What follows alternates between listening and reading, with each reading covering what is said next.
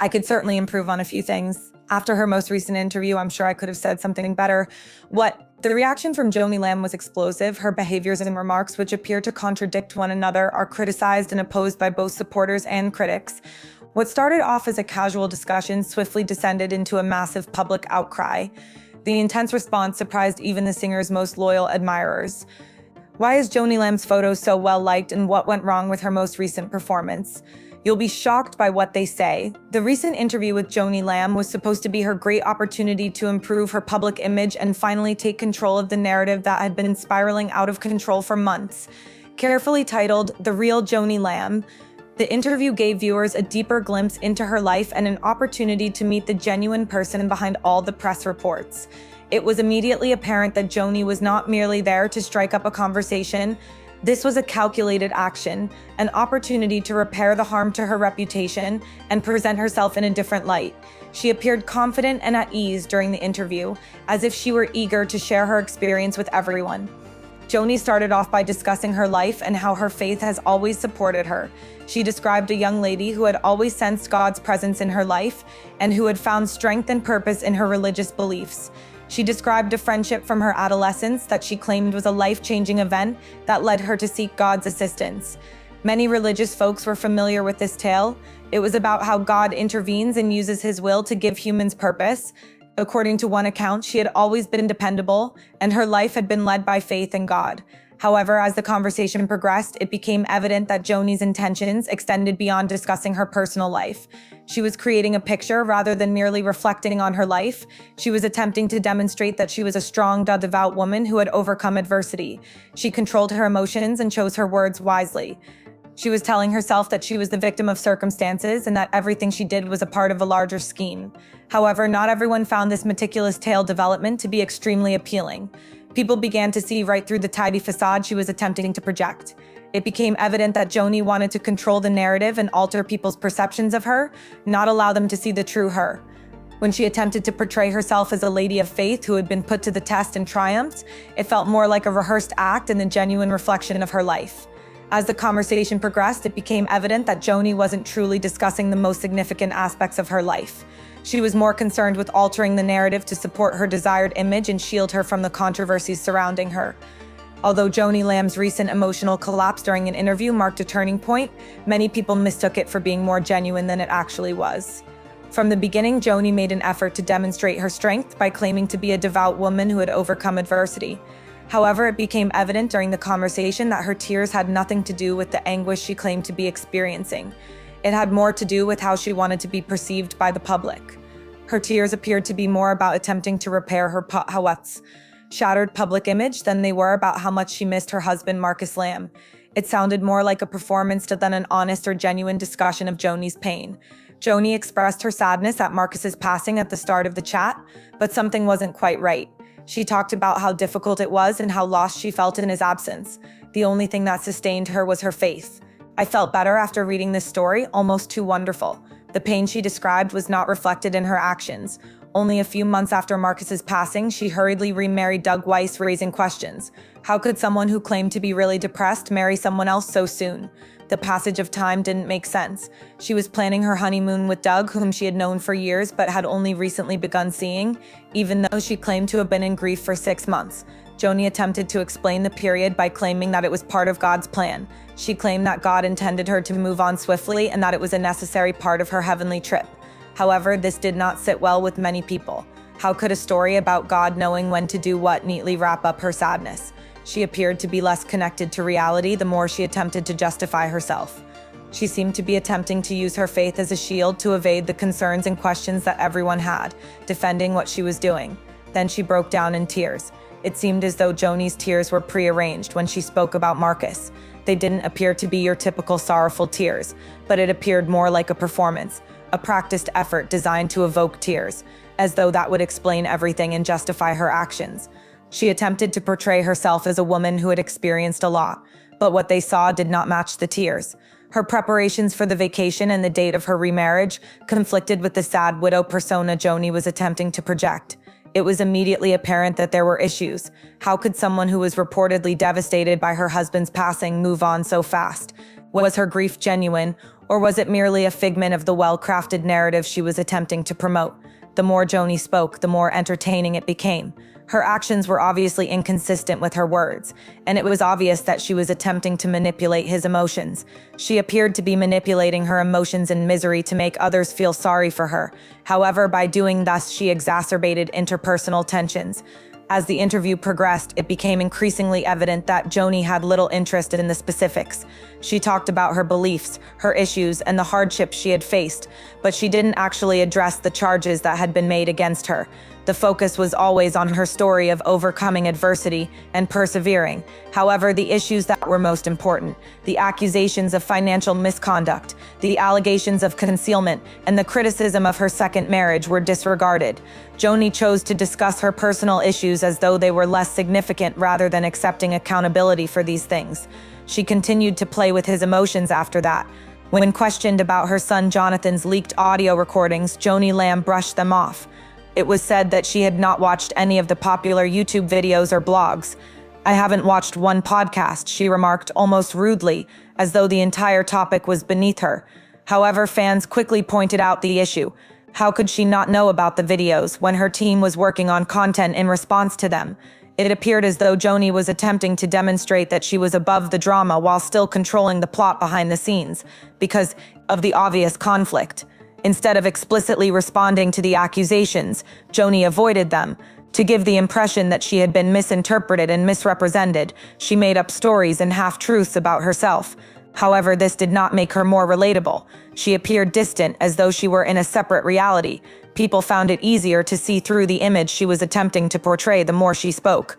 Her attempts to alter people's perceptions of the situation failed terribly, and the gap between what she said and what actually occurred widened. Joni was unable to enhance her image at the end of the interview. By refusing to address the grave charges against her, she alienated even more people rather than increasing her number of opponents. She talked a lot about her personal experience, her beliefs, and her journey, which annoyed many. They have to be aware. They wanted her to be honest and address the actual issues. Rather, she presented them with a well-planned narrative that was riddled with flaws and attempts to offend them. The interview was intended to be an opportunity to put things right, but it ended up being simply another poor public relations ploy. Joni made an increasing effort to pretend to be a victim, but it appeared that she was unaware of the true situation. The conclusion drawn from Joni Lamb's emotional collapse, well-written narrative, and refusal to respond to difficult questions was that she was more concerned with maintaining her public persona than she was with addressing the actual issues that initially sparked the public outrage. This emotional abuse ultimately made matters worse. After a series of scandals and problems that had caused people to loathe her, Joni Lamb's interview was meant to be a turning point and an opportunity to repair her reputation. However, as the conversation progressed, it became evident that Joni was unwilling to discuss the grave charges made against her. She spent most of her time avoiding accountability and the actual issues while concentrating on a polished narrative that didn't seem to align with what many others were experiencing, rather than confronting the difficult concerns head-on. The fact that Joni refused to accept responsibility for the issues she and the Day Network were creating was one of the main grievances raised by viewers regarding the interview. She was questioned repeatedly regarding the allegations of financial mismanagement, the cover-up, and the issues with her marriage to Doug Weiss. However, she never provided direct responses. She skirted the questions instead. Joni persisted in assigning blame, claiming that the charges were a part of a scheme to damage her reputation, that all of the things being said against her were untrue and unfounded. She claimed that those who were making the accusations were attempting to undermine her. This type of deception was disliked by the others in the room. Those who supported Joni wanted her to own up to her mistakes and address the issues that caused her former supporters to feel so hurt and angry. Instead, she portrayed herself as the victim of wicked lies, disregarding the seriousness of the claims and the fact that they were occasionally supported by evidence. Joni's refusal to discuss these concerns gave the impression that she was attempting to divert attention from the actual difficulties and instead focus on her own fabricated victim narrative. One of the most obvious indications that Joni was unwilling to accept responsibility was the manner she handled the audio recordings that were released from her son Jonathan Lamb. These recordings painted a troubling picture of Jonathan's actions and revealed a previously unknown aspect of her. Jonathan claimed on the tapes that Joni was lying and attempting to rewrite the family's history to fit her own agenda. However, instead of explicitly responding to these grave charges, Joni dismissed them with an air of indifference. She claimed not to have viewed any of the YouTube videos or podcasts discussing the records, as if ignoring the issue would solve it. Many viewers were deeply offended by this response. If Joni hadn't actually listened to the albums or observed how people responded, how could she have grasped the gravity of the situation? The fact that she was out of touch with reality and only concerned with maintaining her reputation rather than dealing with the actual problems that had been raised after her rudeness became increasingly obvious. Joni's statements were even less credible because her team had produced videos responding to these YouTube broadcasts. When her own team was participating, how could she claim she was unaware of the problem? It didn't make sense, and her credibility declined the more she insisted she wasn't engaged. Another method Joni evaded accountability was by refusing to discuss the specifics of the charges made against Day. The network came under heavy fire for poor financial management, with numerous allegations that money had been misappropriated and used for private purposes. Among the most startling were allegations that Joni used ministry funds to finance her trip with Doug Weiss. They took place only a few months after Marcus's passing. When questioned about rumors that Joni paid for the vacation herself, she categorically denied them. However, many questions were raised by the trip taking place so soon after Marcus's passing. How could someone arrange a romantic getaway with their new husband after declaring that they were truly depressed? Joni was defensive the entire time, which made the interview worse. Instead of providing a straightforward answer, she persisted in claiming that the financial claims were a part of a larger scheme to damage her and Day's reputation. She ignored what was actually happening and attempted to portray herself as the victim of a smear campaign. Because they believed Joni was dishonest, people were upset with her. She wasn't discussing the details of the allegations. She was merely attempting to alter the narrative to match the image she wished to portray. Additionally, Joni's actions during her second marriage to Doug Weiss demonstrated her lack of responsibility. Following Marcus's passing, Joni moved on fast and married Doug a few months later. Given that Joni had claimed to have a close relationship with Marcus, this caused people to take notice. How could she have moved on so fast after such a significant loss? When asked about the date of her second marriage, Joni did not provide a definitive response. Rather, she gave the same explanation she had always given: God's plan. She claimed that part of her path to God was her hasty departure. However, onlookers weren't certain. When lost onlookers weren't certain. Onlookers weren't such kinedra always appeared to be attempting to conceal the unpleasant truth by referring to it as a component of a larger spiritual journey. However, her statements lacked coherence. The larger picture of her second marriage was likewise lost on Joni. Her rapid transition from mourning her husband to marrying someone else raised many doubts about her emotions. Her actions didn't seem to be consistent with her stated feelings after Marcus's passing. Joni chose the high ground by claiming that her wedding was God's will and shouldn't be questioned rather than immediately responding to this discrepancy. She refused to accept the reality of the situation, which made everyone upset. They needed answers, not scripted words about spiritual quests and heavenly schemes. The most unpleasant aspect of the interview was most likely Joni's response to the remarks she overheard. She chose to disregard those who were concerned about her rather than apologizing or making an effort to explain what she had done. She said that individuals were attempting to discredit her and that the claims were false and only partially true. It became more apparent that Joni was more concerned with preserving her image than with dealing with the actual issues that had led to all of the difficulties. By ignoring the crucial topics and concentrating on defending herself, she alienated even more viewers. It was evident at the conclusion of the interview that Joni had failed to improve her image. Instead of immediately answering the difficult issues and providing a convincing explanation, she sidestepped, brushed off, and avoided accountability. Her inability to address the actual issues left many viewers feeling disappointed, irate, and disillusioned. Joni had the opportunity to correct the situation, but she chose not to do so. Rather, she squandered it by sticking to a predetermined plot that exacerbated the conflict between her and her audience. In the end, the conversation with Joni Lamb was a lost opportunity to put things right. She had the opportunity to respond to the accusations by stating that her actions were incorrect and providing her supporters with some clarification. By assigning blame and retelling the same tale she had been telling for months, she made the decision to escape accountability. What was going to happen was obvious. Her issues continued to worsen, and there were still unanswered questions regarding her honesty. The situation rapidly deteriorated and continued to do so after Joni Lamb's interview. Fans became even more irate and unhappy with her as what was meant to be her moment of redemption turned into a nightmare for her public relations staff. As the discussion progressed, it became evident that Joni's attempts to alter her perception were failing. There was an immediate reaction, and it was obvious that people were outraged. Joni exacerbated the situation with the people she had intended to win back, rather than showing empathy or understanding. Spectators were optimistic from the beginning. They desired clarity, answers, and above all, an accountable party. According to some, Joni's interview would allow her to speak candidly about the Day Network, her personal life, and the numerous charges that had been circulating for months.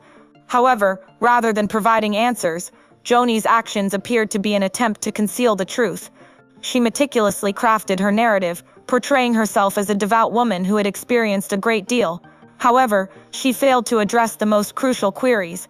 She always sounded as though she was concealing something, as if she was more concerned with the outcome of the story than with telling the truth. The public's response was swift and severe. Numerous others left comments, many of which were critical of Joni for failing to address the actual issues. Her inability to accept responsibility for the remarks made against her in the Day Network infuriated people.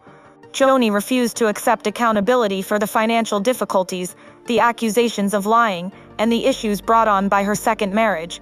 She presented herself as a victim, as if she had been misunderstood. However, this story didn't resonate with the public. The more Joni attempted to portray herself as the victim, the more people began to question her sincerity, since they were able to see right through her deception. The way Joni handled the rumors that she had remarried was one of the most obvious aspects of the response. She had been married to Marcus Lamb for many years, thus his passing was significant to her and the Day Network. However, a few months following Marcus's passing, Joni remarried Doug Weiss.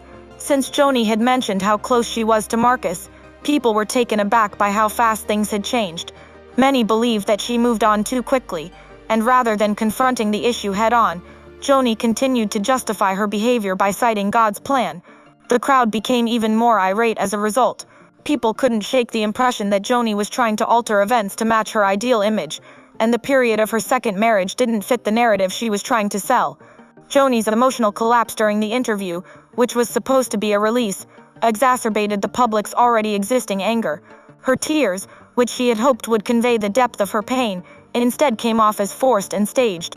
When Joni claimed to be exploiting her emotions to make people feel sorry for her, they didn't believe her. As she sobbed more, people began to question whether her grief was genuine, or if she was merely attempting to maintain her appearance. It appeared as though she had planned her emotional manipulation. Rather than expressing her hurt, she was merely pretending. This exacerbated the already existing rift between Joni and her fans. Many believed that she was more concerned with portraying the depressed widow than she was with addressing the actual issues. As the discussion continued, Joni's change in emphasis became more obvious. She said she hadn't seen any of the videos or listened to any of the podcasts discussing her son Jonathan Lamb's leaked audio recordings, which revealed him engaging in some questionable behavior. Our relationship was only exacerbated by this response. What was she contemplating? Given that her team was creating videos in response to the same recordings, she had to be aware of the difficulties her family was facing. Joni was swiftly called out for her illogical statement once it was pointed out by others. Although she was in charge of the tale behind the scenes, she claimed to be above the drama. People assumed that Joni was hiding something and was more concerned with upholding her reputation than confronting the reality because of her blatant attempt to evade accountability. The fact that no one took responsibility was another major issue. It would have been fantastic if Joni had taken the charges seriously, responded to the public's worries, and provided an explanation. But she continued to deny everything, so she didn't do it. She refused to accept responsibility for the issues she was dealing with and maintained the accusations were false and just partially true. People were looking for explanations, not answers, and Joni did not provide them. People became much angrier as a result. They began to suspect her the more times she refused. How could someone who had spent so much time in the spotlight continue to deny everything and ignore how terrible things were? Much hardship was generated by what transpired after the conversation. On social media, Joni received a lot of criticism for her handling of the matter, which infuriated many people. In the comments section, numerous charges of deceit and manipulation were made. Viewers of the show pointed out all the obvious issues with Joni's story, such as the incoherence of her timeline and her avoidance of difficult questions.